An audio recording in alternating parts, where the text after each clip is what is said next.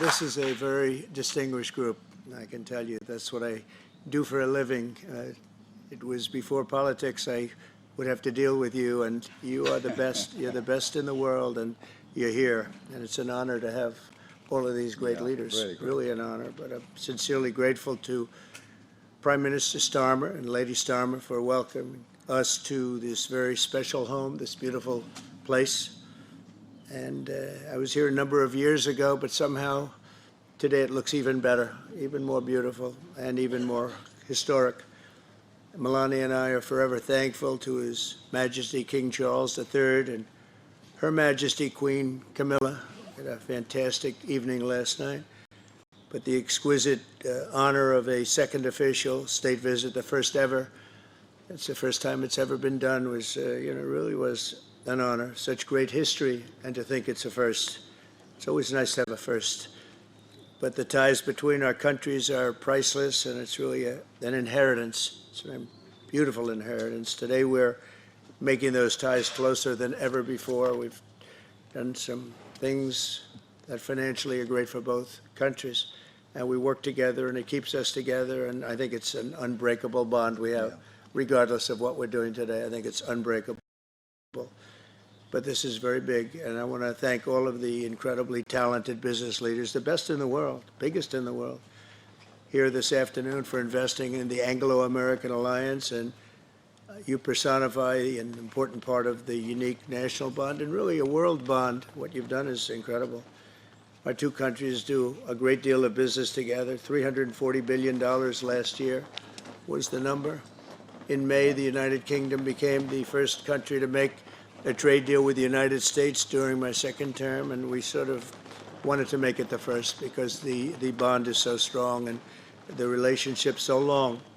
That agreement will create billions of dollars in opportunities for American farmers to sell their products into the UK, reduce barriers to trade, and give the U.S. manufacturers better access to the UK's world-class aerospace supply chain, which is really is world-class. A lot of people don't understand it, the importance of that particular asset that you have. It's a beautiful job you've done. There's no more natural partnership in the world. Together, we're building up the industrial capacity of both of our countries, which is crucial to our defense. And we work so well together in defense. I met so many of the leaders of your defending group, and many of them I've known by name, but now I know them pretty well. We had some very good meetings today and yesterday. So we're taking the next logical step with a historic agreement on science and technology partnerships, and this will create new government, academic, and private sector cooperation in areas such as AI, which is taking over the world. I'm looking at you guys. You're taking over the world, Jensen. I don't know what you're doing here. I hope you're right. All I can say is we both hope you're right. But it's pretty amazing. Quantum computing, fusion, 6G, and civil nuclear energy, and align our nations through the approach of centered deregulation and innovation. And we're going to have a lot of deregulation and a tremendous amount of innovation. It's just happening. But this new accord is already helping spur a massive wave of private sector deals worth over $350 billion alone, headlined by a $136 billion from Blackstone. That's very nice. Steve, thank you. That's why you have that location, I think. It's considered the best seat all the year. Yours is pretty good too, Jensen. That's good. That's great, Steve. You know what you're doing better than anybody.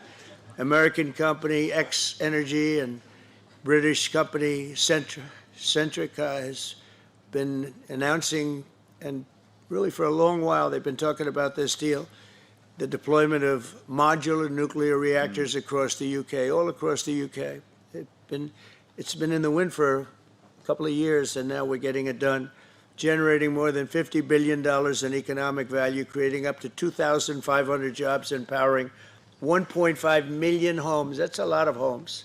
7 decades after British genius Alan Turing pioneered the field, this agreement will also help America and our British allies dominate the future of artificial intelligence. You need the energy. You have to have the energy. That's one thing I learned very quickly. They need a lot of electricity. In the United States, you need double what we have right now just to maintain that fight. We're right now, and I want to say, leading China and the world by a lot in AI, a lot. And we're creating tremendous amounts of energy and letting you create your own electricity in many, many cases.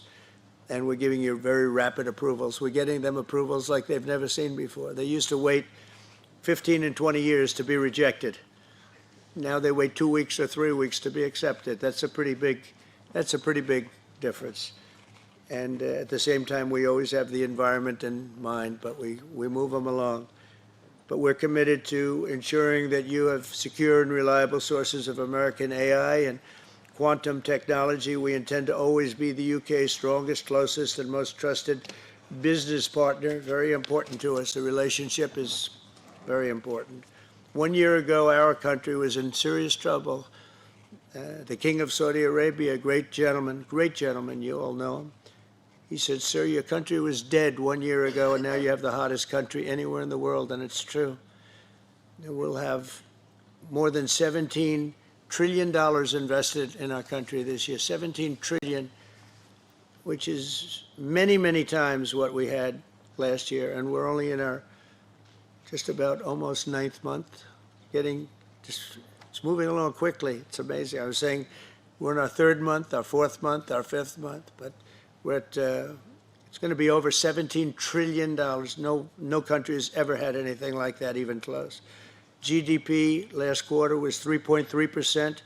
Despite all of the things we're doing, one of the things we're doing, which I'm very proud of, is the border. We now have a totally closed border, totally secure. For 3 months, 0 people came into our country, bad people.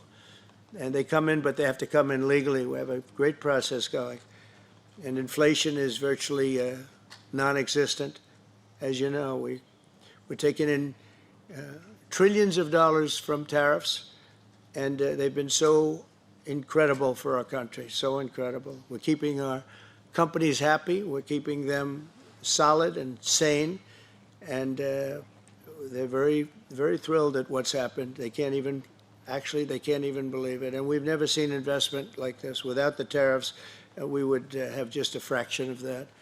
And we're really the only one that can do tariffs. Nobody else is able to do them. With us, it works because people have to be there. But we've slashed 30-year-old regulations. And as you know, in my first term, we had a very successful first term. We had the greatest economy in the history of our country.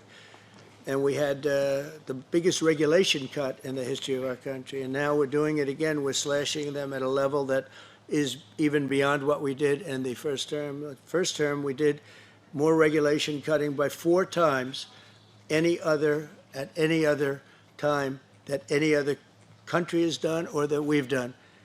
And we think we're going to exceed that this time.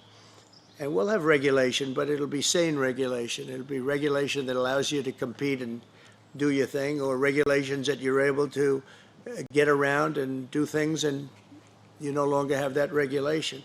But we slashed regulations at a level that's never been done before, and we're doing it at the same level right now. I recently signed the largest tax cuts in our country's history, and the bill includes a 100% expensing for investments in equipment and factories. Nobody's ever seen anything like that, and it lasts for a 10-year period, so it's going to be there for a while. But the countries and companies are coming into our country for the expensing aspect of the bill. It was in I call it the big, beautiful bill, the great, big, beautiful bill. We got so much, the largest bill ever passed in the history of our country. In fact, so big that we really don't have to pass too much anymore. We can just do this for 4 years, implement. You know, I like to implement because the bills are wonderful, but you have to implement. But the expensing is going to be the reason, I think, that bigger than anything else, when you have 1 year expensing, you can write everything off in the first year, including structure. So you didn't even have that in the first bill. I think it was the biggest factor in the first bill why it led to such growth, and this is actually a better form of expensing, and it's actually more significant. So today, America is strong. Our economy is, I think, potentially the strongest it's ever been. We'll see very soon those big places that are being built all over the country. Car companies are moving in. AI is moving in. Everybody's coming in. They all want to be here. The drug companies are coming back. They all want to be there. They sort of have to be there, but they want to be there. But with this agreement, our cherished friendship with the United Kingdom is getting stronger and stronger. And again, I want to thank the Prime Minister. He worked very hard on this and getting this deal done. This is long in the making. They've been talking about it for a long time, and we got it done. And it's a real honor to be with you. And thank you very much. Thank you.